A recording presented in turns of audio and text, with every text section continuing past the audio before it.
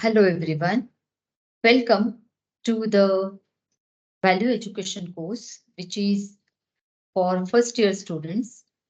And I am Dr. Kranti Ozarkar from Department of Zoology. Just give me a minute. I will just share my slides.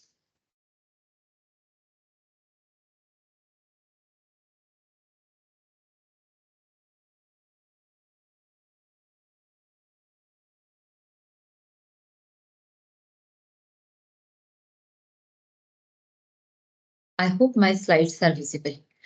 I'm going to take unit 2 and in unit 2, I'm going to deal with unit 2.3 and 2.4. Unit 2 basically is about ecosystem and biodiversity. You are going to learn ecosystem, types of ecosystems, food chain and food webs, wherein you will be studying about ecological pyramids. I am going to deal with 2.3, that is biogeochemical cycles, wherein we are going to study about hydrological, carbon and nitrogen cycle. Along with that, we are also going to study biodiversity, its definition, types, threats to the biodiversity, and how to conserve biodiversity. So let us begin.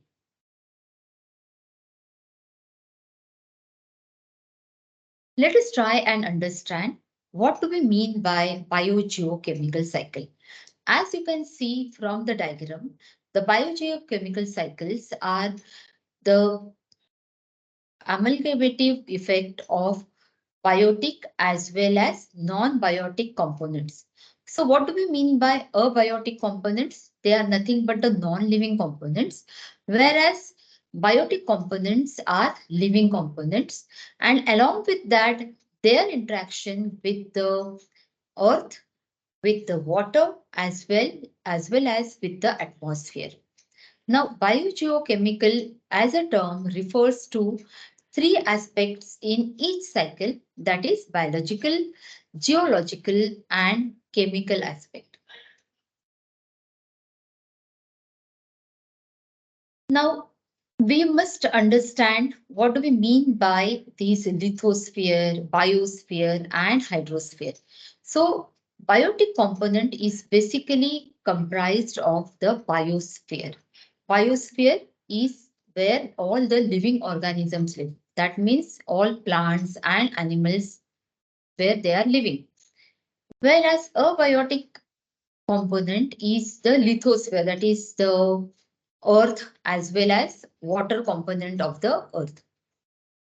The cycle is a set of changes that repeat themselves and return to their original beginning. The term biogeochemical tells us that biological, geological, and chemical factors are involved. The plants and animals which live, then they die, are the biological part. The earth on which they live and where they get decomposed, that is that where they get decomposed is uh, is the component of geological part, whereas the organic matter which is decomposed is returned back to the chemical elements of the earth. So that is the chemical part. So these chemical nutrients include carbon, oxygen, nitrogen, phosphorus, sulfur, and water.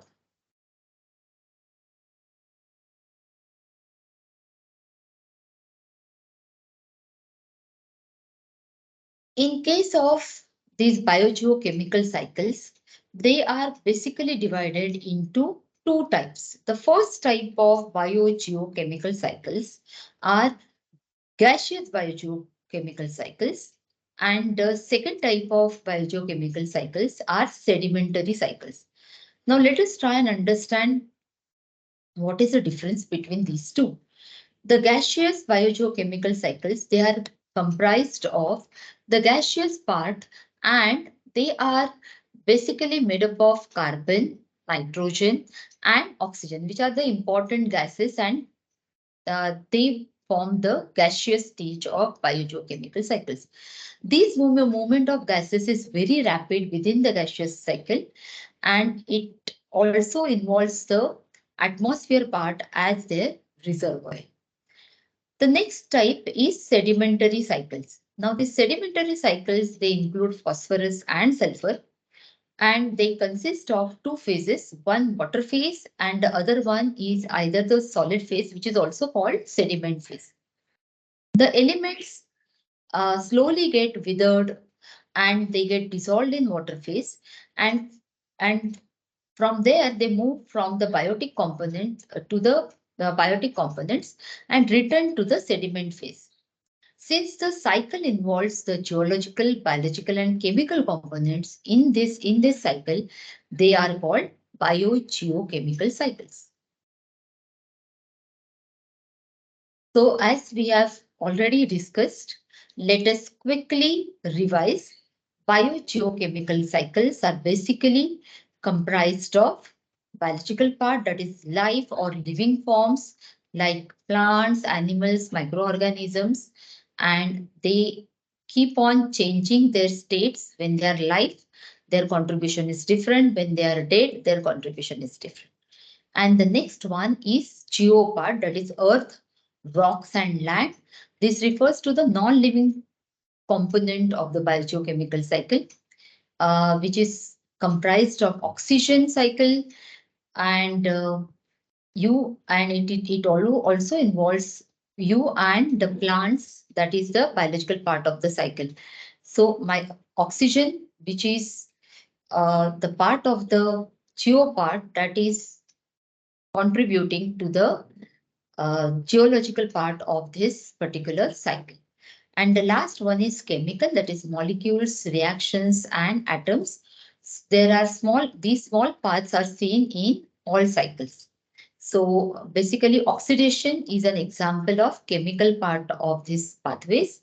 So in conclusion, these roots are all composed of many biological, geological, and chemical processes that support the existence of life on Earth. It is very important for life to survive, and for life to survive, these biogeochemical cycles play an important role. Now, we will start looking at one of these cycles one by one. The first cycle which we are going to study is hydrological cycle or water cycle. Now, as all of you know, water is most important for all the living things on life, and therefore it is very important for all the living things, and it is therefore called matrix of life. It is an essential component of all living cells, their tissues, and it makes up to 60 to 90% of the organism's total body weight. It continues to be absorbed into the body's biomolecules. For many organic, inorganic components, it also serves as solvent. It is necessary for molecular movement, thermoregulation, and the hydrolytic digestion of nutrients. Now, what do we mean by that? See, movement of whatever the plants or animals are acquiring any nutrients, these nutrients are transported along with the water component. In animals, all of you know that they have to regulate their body temperature. This body temperature regulation can be achieved with the presence of water. So when the temperature is very high, all of us have to we perspire, or there is lot of sweating. That sweating is basically for thermoregulation.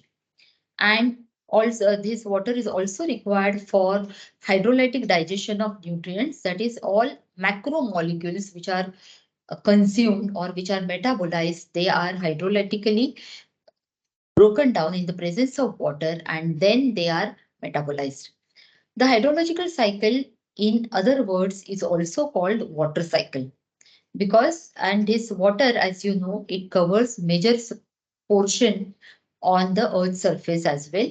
Majority of it is present in the form of oceans.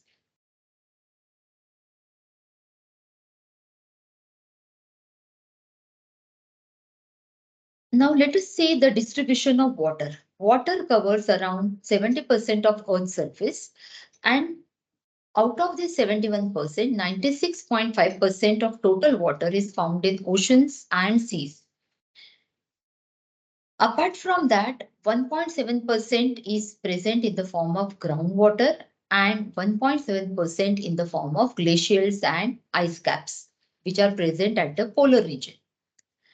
The small fraction of water is also found in other large water bodies, and some of it, very less quantity, of course, is present in the form of air, water vapors, clouds, and precipitation. So water cycle, when we are studying about water cycle, we have to understand how this water cycle works. So it basically works on two steps, or there are two types of water cycles. One is global water cycle and the second one is biological water cycle. So we will now understand what is global water cycle. The global water cycle basically comprises of the all water bodies which are present on the earth and which eventually get heated up by the sun. And because of this the precipitation, this precipitation on the lithosphere and hydrosphere, the planet, because of which some of this water gets converted into water vapors. It cools down, it condenses, forms the cloud, and then what happens is when these clouds, when they come near the any hilly region, they again precipitate, and the water vapors which are condensed in these clouds, they come down in the form of rain or in the form of snow, hail, sleet, etc. Some of this water generally seeps through the soil, and most of this water it just flows down in the ocean. This groundwater, the water which seeps in the soil it is very important because it helps in maintaining the groundwater level. And from this groundwater, there are natural springs or artificial wells or pumps can be utilized for drinking, for as a source of drinking water. So this cycle is once more completed by precipitation and evaporation. So this water cycle is largely dependent on the evaporation of the water from large water bodies as well as small water bodies, and conversion of these water vapors into clouds, which which get cooled down, and again this condensed water comes down in the form of rain. So this water cycle keeps on rotating continuously. In the same way, large store of water is present on the Earth's surface in the form of polar ice caps on both the poles, that is on the North Pole as well as on the South Pole. The next type of water cycle is biological water cycle. Now, in case of biological water cycle, in the terrestrial ecosystem, the sources of water for autotrophs, that is the plants, is generally underground water, and their roots absorb this water from the soil and use this water for different types of their processes, their physiological processes. In aquatic environment, plants and animals which live in the aquatic bodies, maybe they are freshwater bodies or marine water bodies, they also require this water for their regular metabolism. In terrestrial ecosystem, animals get water from different types of freshwater reservoirs like rivers, ponds, lakes, etc. And for man, we know that we get water from rivers, groundwater, by making tube wells and using pumps. We can acquire the drinking water or potable water. The plants return this water which they have absorbed through their roots again back to the environment by transpiration. Whereas animals return the water which they have used, especially the terrestrial animals which have used this water, they generally return this water by transpiration, urination, and excretion. Mammals excrete water in the form of sweat as well, which generally evaporates and it helps in their body temperature regulation, or it is also called thermoregulation. This vaporized water forms from water vapors from plants and animals. They precipitate eventually and again contribute to the global water cycle. And this is how biological water cycle remains operating and keeps on moving from the biological cycle to global cycle and global cycle to again biological cycle. So this is the diagram. I have tried to explain all the factors which are there in this diagram. Now let us see this diagram once again. As you can see, because of sun's radiations, the water gets evaporated and it goes to the atmosphere where it gets condensed in the form of cloud. Then these water molecules which are present in the cloud, they get precipitated and they fall down on the Earth's surface. Some of this water in the form of rain or snow or hails, it just runs off as surface runoff to the water body, nearest water body. Some of it gets percolated in the soil, which forms the groundwater reservoirs. And this water is utilized by plants through their roots. They can acquire this water. And of course, for animals, they can drink the water. So this is the hydrological or water cycle. The next type of biogeochemical cycle which we are going to study is carbon cycle. As all of you know, carbon is the building block of life and it is the major component of all the biological molecules as well as minerals. Carbon is best for joining elements to form different types of molecules, or they are also called biomolecules, which are necessary for life. These biomolecules can be of different types, like they can be carbohydrates, proteins, and fats or lipids.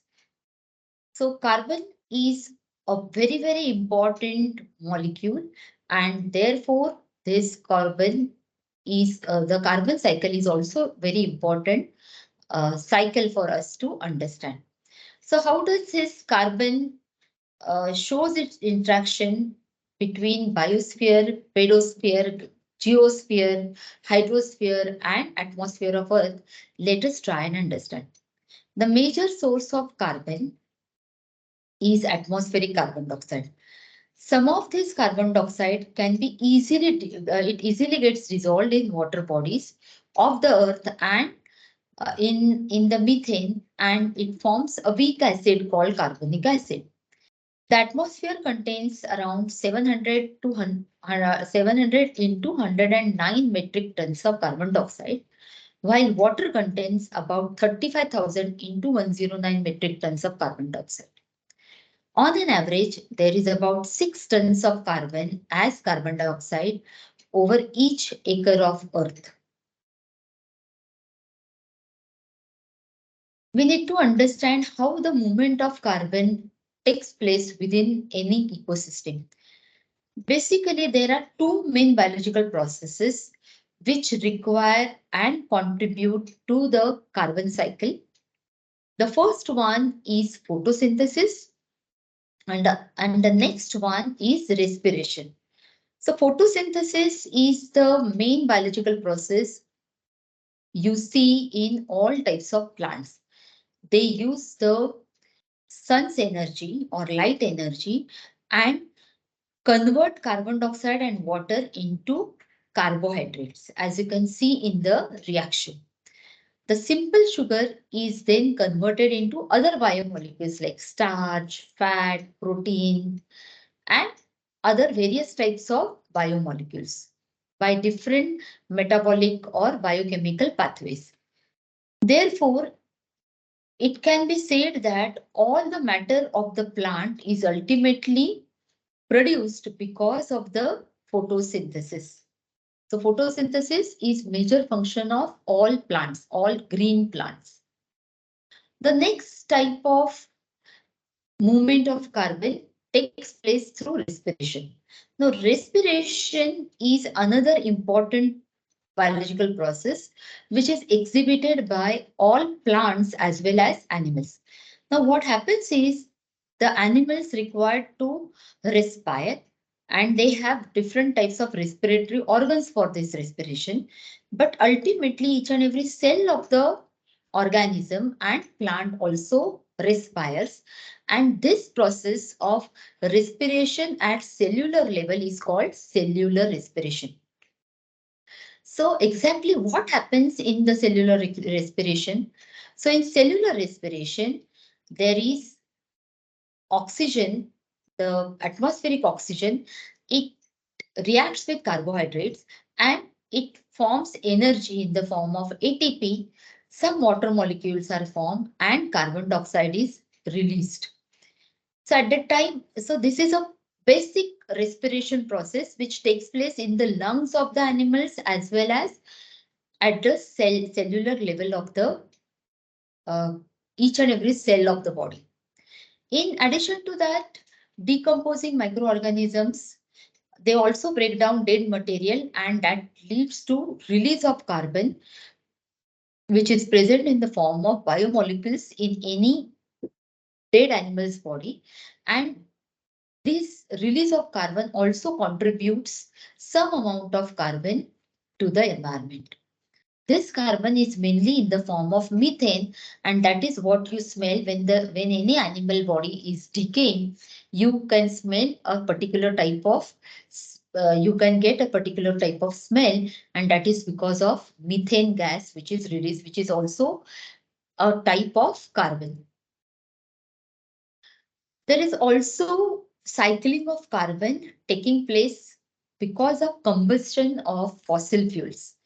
Now, these fossil fuels, they are uh, they are basically natural fossil fuels are formed by dead tissues which have got partially decomposed and they lead to the formation of coal from plants and formation of natural gases and petroleum from marine organisms. Coal, natural gas, and petroleum, when they are used as fuel for combustion in automobiles, factories, and powerhouses, they also produce carbon dioxide as their byproduct.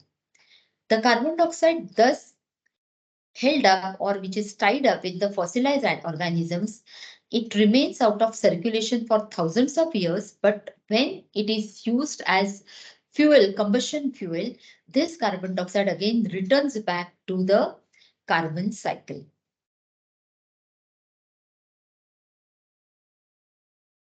This slide shows fate of carbon dioxide in oceans and seas.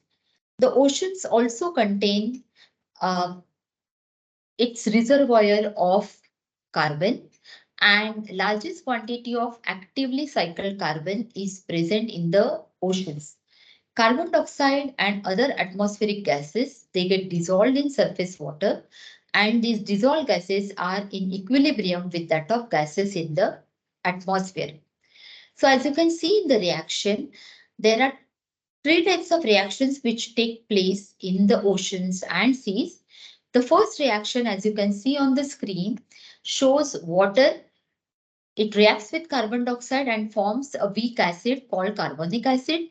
This carbonic acid can get again, it gets it gets dehydrolyzed to form H plus ions, that is hydrogen ions, and bicarbonate ions. And bicarbonate ions eventually get converted into H plus ions and carbonate ions. So this is the basic fate of carbon cycle which take place in the oceans.